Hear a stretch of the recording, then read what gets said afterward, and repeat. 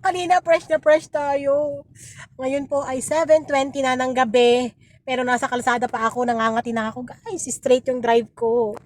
Ayan, 7:20 na pero medyo may liwanag pa. Itsura ko guys, oh. Dito na ako nagpapahinga sa sasakyan kasi kailangan magpahinga rin yung eyebag natin. Kanina fresh na fresh tayo. So ito ba yung buhay natin dito, no?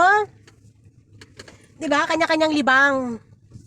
Tayo na bahala maglibang ng sarili natin. Tayo na bahala mag-manage ng mga sitwasyon, problema bilang isang OFW. Anyway, excuse me, wala namang alam niyo yun guys, pare-pareho naman tayo nai-stress sa buhay, pare-pareho tayo nagkakaproblema, pare-pareho tayo nagigipit, may utang, may mga pinagdadaanan. Ang pagkakaiba lang po ay nandito kami sa malayo at wala kaming pamilya o kaagad-agad na kaibigan o kakilala na maaasahan sa oras ng kagipitan. Yes, mahalaga po na tayo bilang isang OFW, kung nagbabalakang maging isang OFW, kailangan talaga matibay ang dibdib mo. Kailangan talaga aralin mo ang pagmamanage ng sarili mong problema dito, ang iyong sitwasyon, ang pakikisama, lalo.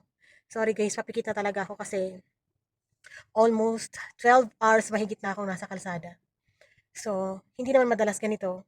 So, kailangan pasensya guys. Kung sakasakali man na pagkakaroon ka ng dire-diretsong trabaho, pagod, konting pasensya kasi hindi naman araw-araw ganito. Minsan, makakasagot tayo sa amo natin, which is minsan na naman mangyari. So, normal po yan dito guys, no? Instead of makipag-away ka, makipagsagutan ka, kalmahin mo lagi yung sarili mo. Okay, kalmahin mo lagi yung sarili mo para walang issue, para walang problema. Kung kaya mo naman, may diskarte ka para makapagpahinga ko, may diskarte ka para makakain ko. Gano'n lang yan guys. Madalas sa sasakyan talaga ako nagpapahinga sa dati kong amo. Pero dito nakakapagpahinga naman po talaga ako ng maayos, no? Sa kwarto. Pero may mga time talaga na hindi ko talaga kaya habang nag-aantay ako, natutulog talaga ako sa sasakyan kasi kailangan natin ng pahinga, lalo po pagka tayo ay nasa kalsada.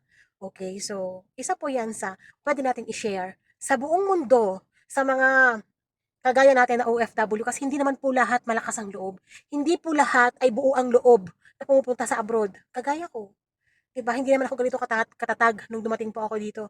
Pinatatag na lang, pinatibay na lang ng panahon. Grabe, baldi-baldi, dram-dram ang iniyak ko dito guys. Nung ako ay bago pa. Yung mga pinagdaanan, grabe as in. Grabe as in. So, ayun guys, no? Tayo mga OFW, yun ang pwede natin i-share sa madlang people, yung experience po natin. Ikaw din, kagaya mo, marami kang pwedeng i-share sa mundo. Huwag kang mahihiya, huwag kang matatakot. Alam mo yun? Kasi it's a big help sa mga kagaya natin na magsisimula pa lamang.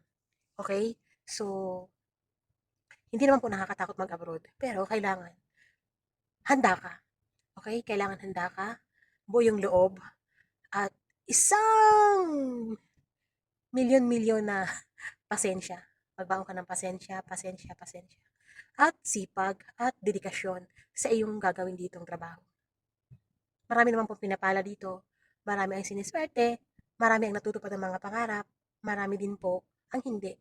Kaya, always think about it kung bakit ka ba nag-abroad, para kanino, bakit kailangan natin magpursige kahit minsan akala mo walang nababago.